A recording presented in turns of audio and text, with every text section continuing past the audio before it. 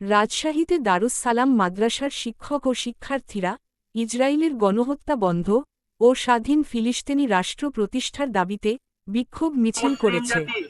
রাজশাহী দারুস সালাম কামিল মাদ্রাসার ছাত্র ছাত্রী শিক্ষক শিক্ষিকা আমরা প্রতিজ্ঞাবদ্ধ, ইনশাআল্লাহ আমাদের জীবন দিয়ে আমাদের রক্ত দিয়ে আমরা ফিলিস্তিনের পাশে দাঁড়াবো ইনশাআল্লাহ। যে কোনো বিষয়ে যে কোনো সময় আমরা সুযোগ পেলে ফিলিস্তিনে গিয়ে ইসরায়েলের বিরুদ্ধে আমরা জিহাদে অংশগ্রহণ করব ইনশাআল্লাহ। আসসালামু আলাইকুম রাহমাতুল্লাহ। জি আলহামদুলিল্লাহ, আমাদের সামনে সভাপতি বক্তব্য নিয়ে আসছেন আমাদের রাজশাহী দারুস সালাম কামিল মাদ্রাসার সম্মানিত সভাপতি অধ্যক্ষ স্যার মোহাম্মদ জাকারি স্যার।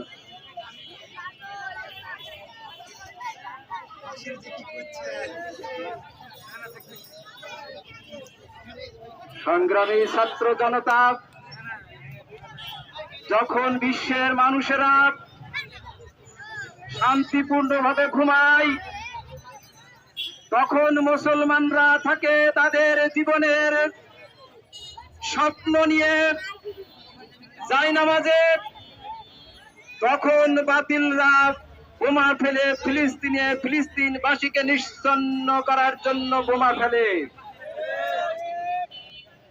ভারত উপমহাদেশে আপনারা জানেন, এই ইন্ডিয়া ওই বোমাকারী মোসাদ সংস্থাকে ওই রব তাদের টাকা যোগান দেয়।